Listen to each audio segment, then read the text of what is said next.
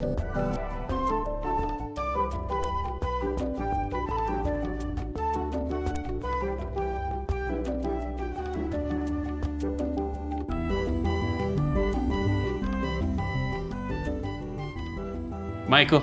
Hello. Would you say that you're a fan of music? I don't think I've heard of music before. Good, because it has almost nothing to do with this game. Oh, then I'll fit right in. Starring a bard. Now, bards are... they're like a musical people. Right. But you don't know what that is, so I can't... I know that they get D6 health dice in Dungeons & Dragons. Yeah. That's pretty good. So, anyway, this is Bard's Gold. It just came out a few days ago. All right. And I thought that I would show it to you and see what you think. Okay. It is... We'll play it in normal. I actually haven't looked at retro mode, so maybe we'll have to look at that. So first of all, it's a pixely game. It looks really, really nice, I think. Yeah, very cute. You're this little guy who is a bard, and you can double jump. You can throw knives. Check that out. And then, so, did you ever play Spelunky? Do you know of Spelunky? Spelunky is kind of legendary amongst the indie community. Oh, it's an indie game? Then no, I probably didn't play it. And this game kind of follows a similar design philosophy here. So the maps that I'm experiencing here are actually randomized. So let's come in here and kill some monsters. So the game basically works like such: kill monsters, get gems. Yep. The rooms repeat themselves. So like, I've seen this room before. I know its layout. I know where the monsters are. But this is not going to be the same room on our next run through, right? You really want the gems, and I'll show you why in just a second. But so we're actually going to spend a little extra time here, break some pots, really go all out with our gem collecting, and go in here through this door. The green slimes are a little trickier because they rush you after you hit them. I got a little too close to him that time. So you got to be a little extra careful with them. I set off a little trap there. Again, very Spelunky-esque if you were familiar with it, but since you're not, it's meaningless and useless to you. Oh, look at that. I got a little bonus orb here. Now I could go through the door and leave this part of the map. I'm going to... Oh, shit. Okay. So here's where things get kind of tricky. One hit kills you. All right. But all of the enemy's health stays the same. So that bat actually still only needed one hit to die. That was all it took. Now, you start the game, I believe, with 3 lives. But as you play, you can actually earn more. And I'll show you how that works in just a second here. Let's get some more gems. I want as many gems as I can get. Now, we can spend these gems in a couple different ways. We can go into the shop, which is not random. It's always in the same map pieces, but since the map pieces are random, the shop is as well. I can afford... I actually still am not clear on what magic glasses do. I don't really want the gold watch. I actually don't think I want anything that's for sale here. These upgrades that you purchase here are not permanent. So if I buy a life, it's just for this run. I'm not going to get to have more life later on. Okay. Your permanent upgrades happen in between runs. So I'll show you that here. Here's a book, a scary little book that I'm going to clear out here. A little bit of this. So, quite challenging, like a really tricky game. I could have, one of the things that I could have done back at that shop is I could have upgraded my damage, which would maybe be helpful in navigating this, kind of kill enemies a little bit quicker. It looks like they take a lot of hits. Some of them do, yeah. If I had maybe a criticism, one of them would probably be that I'm not super clear on what designates how many knives I shoot at once. See how sometimes, I don't know if it's because I rest and then I can shoot them out rapidly, but I feel like sometimes they fire more quickly than others. Like right now they're really going, but now it's just like maybe one. Do you see the difference here? I'm tapping at the same rate every time. Something looks wrong. But my guy just kind of throws things differently. There's a lot of spike traps here. Ah, shit. Did it again. So actually, that was close too. things are going pretty well. This is an okay run so far. You seem to be a pretty good bard. Oh, I'm an excellent bard. I play music, I sing, I dance. I'm available for birthday parties. You've got bardic knowledge. I've got bardic. Is that a yeah? It's a Dungeons and Dragons thing. I have that too. I have many gems. Yeah, you do have a lot of gems. I have almost 500 gems. That's way more. No, wait, no, I only almost have 300 gems. I can count. Bards are typically not good at math, but I have kind of excelled beyond the norm. You still have more gems than most performing artists. Ooh, that was close. So something else that I do find a little frustrating sometimes is I want to just be able to single jump and hit an enemy. But a lot of times, like, see how the book floats up and down? Uh-huh. A lot of times it can be difficult to aim and ensure that I'm actually hitting the book. Oh, I want that. I need that gem. This game has done an excellent job of making me chase something that in any other game I would have just let go. Like, I would have been like, fuck that, don't care, no big deal. But in this game, every gem is precious. Like, I don't know if I want that one that bad. But yeah, I do. Way to drive the point home. No, I did want it that bad, and I got it, so I'm happy. Now I gotta climb all the way back up again. Yeah, it was worth it. Now, I don't know the full scope of what other abilities are available to me. One of the things that's kind of been touted as a charm to this game is the fact that it doesn't really explain a lot to you. Okay. Oh, no. I looked at you and I shouldn't have. I should have looked at the screen. I mean, I can understand how you might get carried away looking at me. So, yeah, I mean, it's kind of got an old school sensibility where, like, what do the magic glasses do? I don't know. Buy them and find out. We're gonna have to buy the magic glasses and discover it that way. Or like in a lot of games, maybe you just don't find out. This part is kind of obnoxious.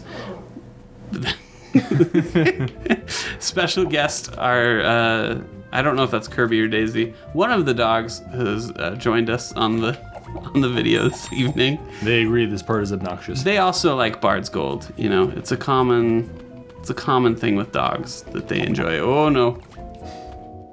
So this guy, I've learned the best thing to do is to chase him, because he can't actually turn around. Worm and of then doom, huh? wait for him to go under me, and then chase him again, and then he's dead. Oh man, this is really good. I'm doing very well. Except I've taken too long in the level. Oh. And so now fire is going to rain down upon me. The bard's life is not an easy life, Michael. You know, it's Clearly not. Now, I don't actually know what's happening right there. I'm not oh, shit. Okay, this is my chance. I have 57 seconds. Everything that I killed is going to remain dead, so let's just get through this as quick as we can. And I'll show you the upgrades here. So this game would qualify as what is called a roguelike, which I was about to ask if you're being roguelike. Which means that the upgrades that we have here, basically, roguelikes are largely defined by how much persistence they have, which means that, like, so an upgrade that I find while I'm playing, I'm not going to keep when I die, but there are little things that can happen to me that will remain, you know, beyond death. And there's actually nothing to do over there, so we'll go this way. Looks like we'll get to see at least one more map here. And like I said, these are random. You like that jump? Yes. I don't know if that was the right way to do it, but it's the way I chose. You got to cross safely. I think you can run over that while it's in the ground, but I choose to live a little bit more dangerously, a little more vicariously. Let's see here. Here we've now reached the bouncing enemies.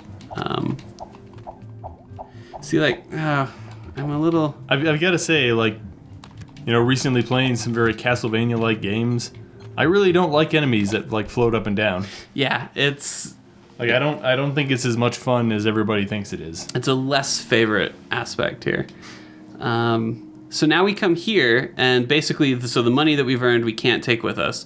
But what we can do is we can purchase upgrades. Now, there are a number of upgrades that you obtain by getting skill books. This is the one that you start with by default, and all it does is it grants you more lives. And you can see I'm actually really close to filling it up here. We're going to just come out to be just the tiniest little bit away. Oh, no. So real close. I found that even just getting one extra life made a pretty huge difference. I can see that. But that is the only thing that carries over. After that, we go back to the title screen, and we can play again. I suppose we should see what retro mode is. Yeah, let's give that a shot. It looks like my lives have been limited. Let's see, World 1-1. I'm not entirely sure what retro mode is. We didn't really do any research on this. We're just retro moding. I honestly thought it would just look more retro. This is a journey of discovery for all of us. It would seem as though something else is happening. So let's find out what it is. I don't know if in retro mode my gems are gonna stay with me or not. I got 85. That's what I needed to do my upgrade. So I'm not really. You'll notice here it's popping up with the World 1-2 or whatever. So obviously there's a little. Ooh, that was close. The evil tome wins and can float away this time. So does the game have bosses? The largest enemy that I've found is that Doomworm. I'm sure that there's probably something, but I don't entirely know what. So I think this is meant to just, from what I can tell, at least just from the few seconds that we've been playing it, I assume that this is meant to play more like just a traditional side-scroller, where the levels all go in a certain order and you just see how far you can get. I think that's what we're gearing towards here. I'm curious as to whether or not lives carry over here. Oh, here's the shop. I don't want anything. Other things in the shop, so magic glasses, a shield, a chakram. I assume, so you have some throwing weapons here. Most of which I really haven't messed with too much. So for the most part, I've just kind of kept the same stuff going on. Let's see here. Oh dear. Yeah, toxic goo is probably my least favorite enemy. Shit. It's also my least favorite goo. Let's just die and see what happens. All right. What happens? I like how I fall apart. Yeah. On death. Like, I haven't just died. I've stopped existing on this plane. Discombobulated. I've turned into energy. Pretty horrifying when you think about it. So it looks like the upgrade does carry over, so I'm going to get my lives here. Hooray. That might be enough to get me through the initial level set. I don't know that we'll try here, but I mean, you kind of get the idea. Let's just see, just out of curiosity, let's see if the levels are the same when we play retro mode. All right. So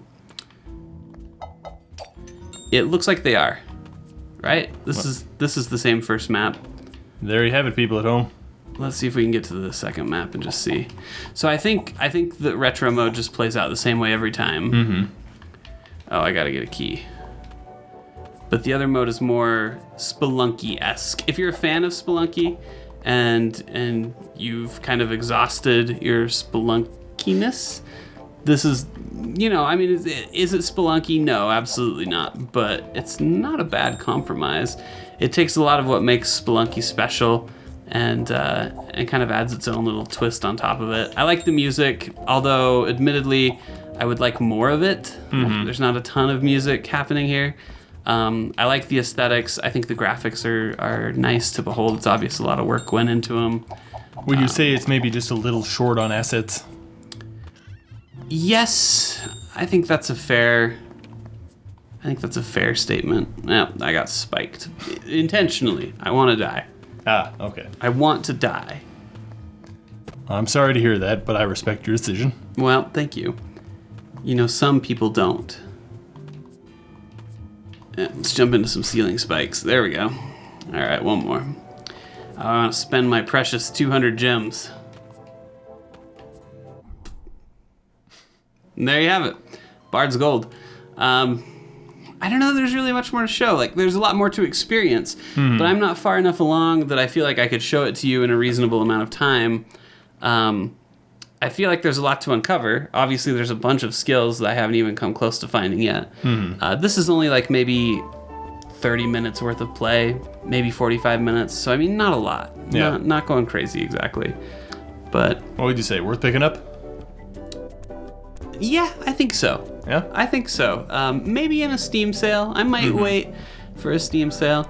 But I've had a pretty good time with it. It taps into like kind of an addicting factor where when you're only upgrading at the end of a run, there's something about doing that where when you finally get it or see that you're just a few points away, it really inspires you to jump back in and go back and do it. Sure. So I was originally, the very first time I picked this up, I was only going to play it for maybe like 15, 20 minutes, something like that. And I found myself playing it for, almost double that, just in the first run through. So, and I probably will play it again because I'm already thinking about what I'm going to do with that extra life. And also because I'm wondering what else the hell is in here. Yeah. So, but anyway, just kind of an initial impressions. I haven't seen too much coverage of this game out there, so I thought we'd kind of maybe give it a little bit of attention. And there you go. All right. Bard's Gold. All right. Good enough for me. All right. Party hard.